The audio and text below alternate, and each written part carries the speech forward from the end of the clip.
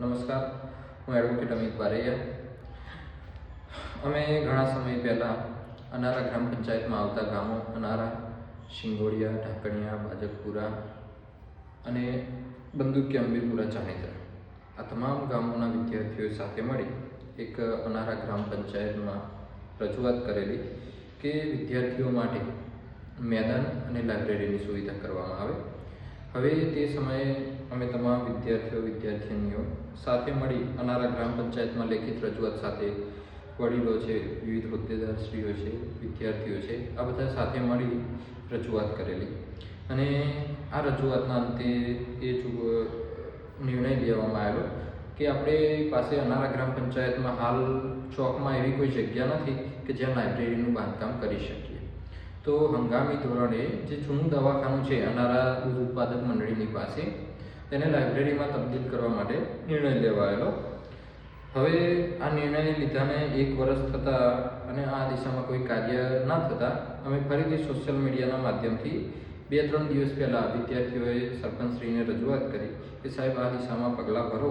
તો હાલ પોલીસ ભરતી આવી છે, ઘણા બધા વિદ્યાર્થીઓ ગાંધીનગર છે, અમદાવાદ છે, બહાર તૈયારી કરવા જઈ રહ્યા છે. તેમના આપણા ગ્રામ પંચાયત વિસ્તારના મા બાપો લાખો રૂપિયા ખર્ચી રહ્યા છે અને દોડ માટે પણ ખોખરવાડા જેટલું દૂર સ્થળે જવું પડે છે. તો આ 2 વસ્તુની સુવિધા આપણી ગ્રામ પંચાયતમાં થાય તો બાળકોને ખૂબ સારો એ મળી શકે છે તૈયારી કરવા માટે. તેથી આ દિશામાં પગલાં ધરવા સરપંચશ્રીએ હકારાત્મક જવાબ પણ આપેલો. પરંતુ ક્યાંક ને ક્યાંક સરપંચશ્રીના મત મુજબ આપણી ગ્રામ પંચાયત પાસે હાલ એટલું નાણાં ભંડોળ નથી અથવા તો હાલ એટલી સક્ષમ નથી કે તે આપણી જે લાઇબ્રેરીનું સમારકામ છે એનો ખર્ચ ઉપાડી શકે અથવા તો તે કાર્યને અંજામ આપી શકે. તેથી અમે બધા વિદ્યાર્થીઓએ મળી વિચાર કરી કે આપણે લોકફાળાથી જો આ કાર્ય આગળ વધારીએ તો કેવું રહે. તો આ વિચારને પ્રાધાન્ય આપી આજે અમે આ દિશામાં પગલું ભરી રહ્યા છીએ અને તમારા સૌ પર વિશ્વાસ રાખી એક પ્રયત્ન કરી રહ્યા છે કે આપણી અનારા ગ્રામ પંચાયતની અંદર એક સારી એવી લાઇબ્રેરી હોય જ્યાં બાળકો પોતાના ભવિષ્યનું સારી કારકિર્દી માટેનું ઘડતર કરી શકે, નિર્માણ કરી શકે, વિદ્યાર્થીઓ આડા રસ્તે જતા બચે, એક વિદ્યાર્થીઓને સારી દિશા મળે, સૌ ભણે, પોતાની કારકિર્દીનું નિર્માણ કરે, કોઈક પરિવારમાં બાળકને નોકરી મળે, દરેકનો વ્યક્તિગત વિકાસ થાય અને બાળકો ખોટા રસ્તે જતા અટકે. તો આ બધા વિચારો એ કરી એક લોકફાળા થકી આ લાઇબ્રેરીનું સમારકામ કરવા અમે પ્રયત્ન કરી રહ્યા છીએ. મને વિશ્વાસ છે કે આપ સૌ આમાં ખૂબ સારો એવો સાથ સહકાર આપશો. આપના પર જ ભરોસો રાખી, આપના પર આધાર રાખી અને આપના જ બાળકો અને આપણે જ આવનારી ભવિષ્યની પેઢી માટે આ કાર્ય કરવા જઈ રહ્યા છીએ. તો સૌ જેને કુદરતે જેટલા પ્રમાણમાં આર્થિક રીતે, સામાજિક રીતે સક્ષમ બનાવ્યા છે, સૌ નાનો મોટો એવો પ્રયત્ન કરજો અને સૌના યોગદાન થકી આ કાર્ય અમે કરવા જઈ રહ્યા છીએ. આપણે કોઈ ધાર્મિક સ્થળનું નિર્માણ કરવાનું હોય ત્યારે દાન આંધળું આવતું હોય છે, ત્યારે ખાસ જરૂર નથી પડતી.